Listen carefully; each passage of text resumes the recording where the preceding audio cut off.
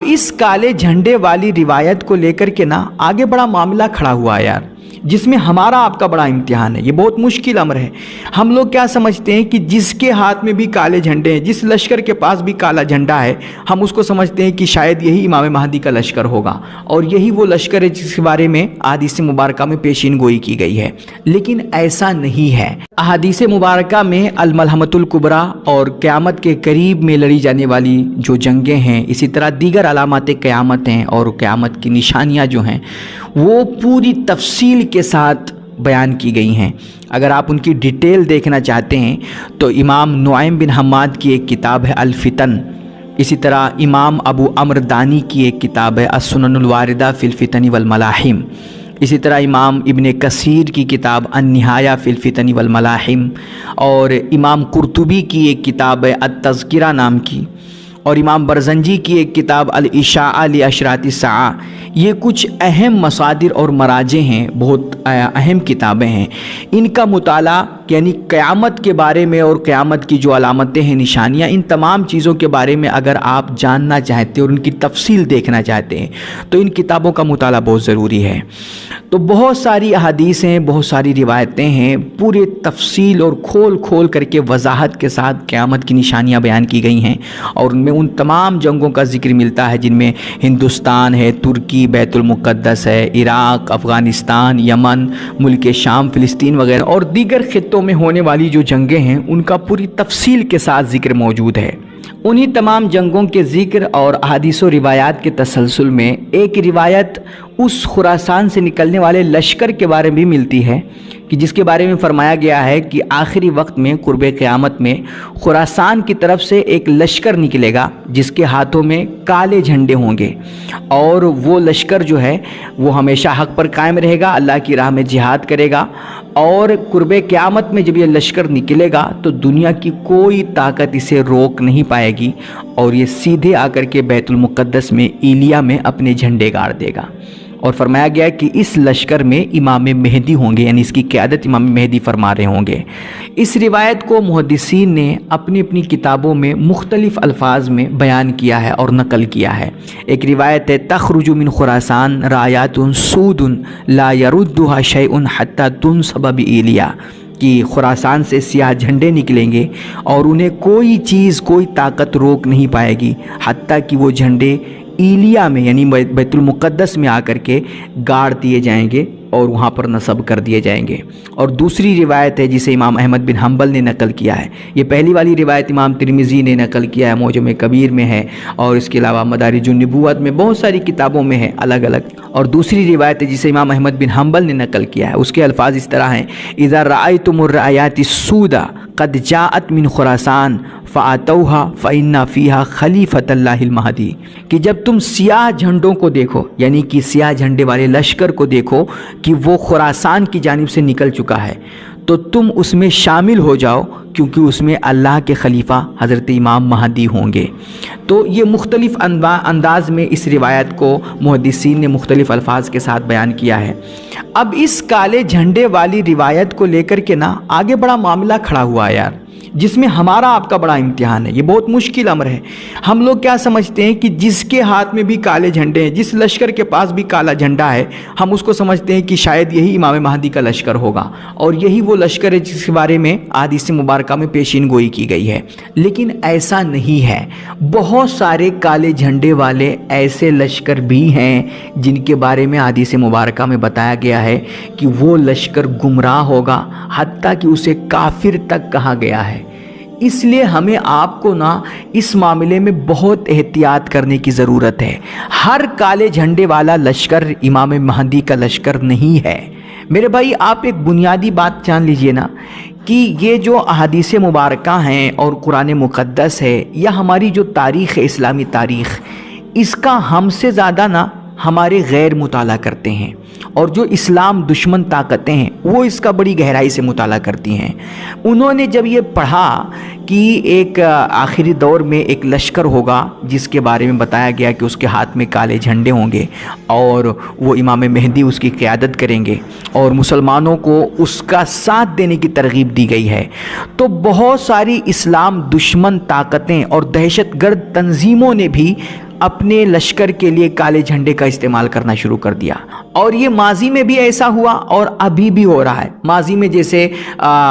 ابو مسلم خراسانی کر کے ایک شخص گزرا ہے، وہ بھی اپنے لشکر کے لیے کالے جھنڈے استعمال کرتا تھا۔ اسی طرح بنو عباس کا دور گزرا ہے، یہ بنو عباس بھی اپنے لشکر میں کالے جھنڈے استعمال کرنا پسند کرتے تھے۔ آج کے دور میں جیسے داعش وغیرہ تنظیمیں ہیں، یہ سب بھی کالے جھنڈے کا استعمال کرتی ہیں۔ لیکن یہ جتنے بھی آج کالے جھنڈے استعمال کرنے والے لشکر ہیں اور گروہ ہیں، تنظیمیں ہیں، جماعتیں ہیں،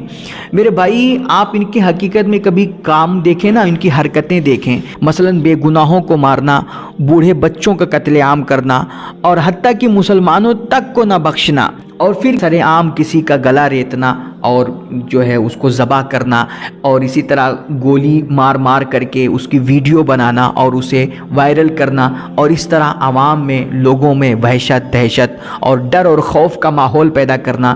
یہ سب ایسی باتیں ہیں، ایسی حرکتیں ہیں نا جو یکسر تعلیمات اسلام کے خلاف ہیں، اور یہ کام اور یہ تنظیمیں بالکل ان کا اسلام سے کوئی تعلق نہیں ہے۔ میں سمجھتا ہوں یہ تمام تنظیمیں اور یہ گروہ اور یہ جماعتیں، یہ کہیں نہ کہیں ان کا یہود و نصارہ سے اور صہیونی طاقت سے اس کا تعلق ہوتا ہے۔ یہ اسلامی تنظیمیں نہیں ہیں، اسلامی لشکر نہیں ہیں، یہ صرف مسلمانوں کو اور اسلام کو بدنام کرنے کے لیے یہ اس کالے جھنڈے کا استعمال کرتے ہیں، اور اس پر باقاعدہ کلمہ طیبہ لکھے ہوتے ہیں تاکہ دنیا سمجھے، آتنک یہ مچائیں، دہشت گردی یہ پھیلائیں، اور دنیا سمجھے کہ ایسا مسلمان کرتا ہے، اور اس طرح جہاد کو، اسلامی تعلیمات کو اور مسلمانوں کو پوری دنیا میں بدنام کیا جائے اور کہا جائے کہ یہ دہشت، یہ آتنک مسلمان مچا رہے ہیں۔ اور جب یہ کالے جھنڈے کا استعمال کریں گے تو بعض مسلمان یہ سمجھیں گے کہ شاید یہ امام مہدی کا لشکر ہے اور یہ حق پر ہے، لہٰذا ہمیں اس کی تائید بھی کرنی چاہیے اور اس کی حمایت بھی کرنی چاہیے۔ اس طرح بعض مسلمانوں کو بھی گمراہ کر دیا جائے گا اور زیادہ سے زیادہ مسلمان اس میں شامل ہوں گے معاذ اللہ۔ تو یہ یہودیوں کی اور اسلام دشمن طاقتوں کی بڑی خطرناک سازش ہے، جس میں ہمیں آپ کو بہت زیادہ چوکنا رہنے کی ضرورت ہے اور بہت احتیاط کرنے کی ضرورت ہے۔ اور یا تو پھر یہ ایسے نہیں کہ جیسے امام مہدی کے بارے میں میرے حضور نے پیشین گوئی فرمائی کہ آخری وقت میں قرب قیامت میں امام مہدی تشریف لائیں گے اور وہ اللہ کی دھرتی کو عدل و انصاف سے بھر دیں گے۔ تو جب ان کے بارے میں یہ پیشین گوئی حضور کی لوگوں نے پڑھی تو دیکھیں مارکیٹ میں کتنے جھوٹے دعوے دار پیدا ہو گئے، کوئی اپنے آپ کو مہدی کہہ رہا ہے، کوئی اپنے آپ کو مہدی کہہ رہا، تقریباً کہہ رہے ہیں کہ 40 سے زائد امام مہدی کے جھوٹے دعوے دار پیدا ہو چکے ہیں اب تک۔ تو امام مہدی کے انہی جھوٹے دعوے داروں کی طرح یہ بہت سارے ایسے لشکر بھی پیدا ہوئے نا جن کا یہ دعویٰ ہے کہ وہ کالے جھنڈے والا لشکر جس کے بارے میں حدیث میں پیشین گوئی کی گئی ہے اس سے مراد ہم ہی ہیں۔ تو اس بارے میں ہمیں آپ کو بہت زیادہ محتاط رہنا ہے اور بہت سوچ سمجھ کر کے فیصلہ کرنا ہے، اور اس تعلق سے خود احادیث مبارکہ میں بھی ہمیں آپ کو چوکنا کیا گیا ہے، الرٹ کیا گیا ہے۔ دیکھو میرے حضور نے اپنی امت کو نا کسی بھی موڑ پر تنہا نہیں چھوڑا ہے، ایک ایک فتنے سے اپنی امت کو آپ نے آگاہ فرمایا ہے۔ ایک لشکر کے بارے میں بتایا گیا ہے کہ وہ مشرق سے نکلے گا اور اس کے پاس بھی سیاہ جھنڈے ہوں گے، اور بتایا گیا کہ ان کی قیادت بڑے بڑے اونٹوں کی مانند مردوں کے ہاتھ میں ہوگی، یعنی بڑے لمبے چوڑے مرد ہوں گے، اس لشکر میں شامل ہوں گے، وہ قیادت کریں گے۔ اور فرمایا گیا کہ ان کے لمبے لمبے بال ہوں گے اور ان کے نام کنیتوں پر ہوں گے اور وہ علاقوں کی طرح منسوب ہوں گے۔ اسی لیے امام ابن کثیر نے ابو مسلم خراسانی، دیکھو اس کا نام ابو مسلم کنیت کی طرح ہے اور خراسانی علاقے کی طرف منسوب ہے، تو امام ابن کثیر نے ابو مسلم خراسانی، یہ بھی کالے جھنڈے استعمال کرتا تھا اپنے لشکر میں، اور بنو عباس وغیرہ بھی اپنے لشکر کے لیے سیاہ جھنڈے ہی استعمال کرتے تھے۔ تو امام ابن کثیر نے ابو مسلم خراسانی اور بنو عباس وغیرہ کے سیاہ جھنڈوں کی ان حدیث کی طرف نسبت کی نفی کی ہے کہ یہ اگرچہ سیاہ جھنڈے استعمال کر رہے ہیں اپنے لشکر میں، لیکن ان کا لشکر امام مہدی کا لشکر نہیں ہے اور وہ لشکر نہیں ہے کہ جس کی احادیث میں پیشین گوئی کی گئی ہے۔ تو فرمایا گیا کہ یہ لشکر جو مشرق کی طرف سے نکلے گا اور یہ سیاہ جھنڈوں والا ہوگا، یہ دمشق کو فتح کرے گا اور 3 ساعت کے لیے ان سے رحمت اٹھا لی جائے گی۔ اسی طرح ایک دوسری روایت ہے، اس میں الفاظ کچھ بدلے ہوئے ہیں لیکن معنی اور مفہوم تقریباً ایک ہی ہے۔ حضرت مولا کائنات علی شیر خدا کرم اللہ وجہ الکریم نے فرمایا اذا رأیتم الرایات السوداء فالزموا الارض فلا تحرکوا ایدیکم ولا ارجلکم ثم یظہر قوم ضعفاء لا یؤبہ لہم قلوبہم کالزبر الحدید ہم اصحاب الدولہ لا یفون بعہد ولا میثاق یدعون الی الحق ولیسوا من اہلہ۔ یہ ایک پوری لمبی روایت ہے جس میں حضرت مولا کائنات فرماتے ہیں کہ جب تم سیاہ جھنڈوں کو دیکھنا تو تم زمین کو لازم پکڑ لینا اور اپنے ہاتھ پیر مت ہلانا، یعنی اس لشکر میں شامل ہونے کے لیے نہ تم گھر سے نکلنا اور نہ ہی کسی طرح تم اس لشکر کی کوئی مدد اور حمایت کرنا۔ مولا علی فرماتے ہیں کہ اس کے بعد پھر ایک کمزور قوم ظاہر ہوگی کہ جس کی طرف توجہ نہیں دی جائے گی، ان کے دل لوہے کے ٹکڑوں کی طرح ہوں گے، اور وہ اصحاب دولہ، میرے خیال سے یہاں حکومت مراد ہے کہ ان کی حکومت ہوگی یا وہ حکومت کے لوگ ہوں گے، یہ جو کمزور قوم ہوگی۔ اور فرمایا گیا ان کی پہچان بیان کر رہے ہیں کہ یہ اپنے کیے ہوئے کسی وعدے اور عہد کی پاسداری نہیں کریں گے، یہ حق کی طرف تو بلائیں گے لیکن خود حق پر نہیں ہوں گے۔ دیکھیں یہ بھی سیاہ جھنڈے والوں ہی کی بات چل رہی ہے، یعنی یہ لشکر ہوگا جو حق کی دعوت دے گا اور حق کا نعرہ بلند کرے گا لیکن خود حق پر نہیں ہوگا۔ اور فرماتے ہیں ان کے نام کنیتوں پر ہوں گے، ان کی نسبتیں علاقوں کی طرف ہوں گی، ان کے بال عورتوں کی طرح لمبے لمبے ہوں گے، ان کی پہچان بیان کی جا رہی ہے۔ اور پھر ان میں اختلاف ہوگا، اس کے بعد اللہ جس سے چاہے گا حق عطا کرے گا۔ تو یہ ایک لشکر یہ بھی ہوگا جس کے پاس سیاہ جھنڈے ہوں گے۔ اور اسی طرح سیاہ جھنڈے والے لشکر کے بارے میں ایک روایت امام نعیم بن حماد نے اور اپنی کتاب فتن میں نقل کی ہے۔ آپ فرماتے ہیں کہ اللہ کے نبی علیہ الصلاۃ والتسلیم نے فرمایا اذا خرجت الرایات السود فإن أولها فتنة وأوسطها ضلالة وآخرها كفر،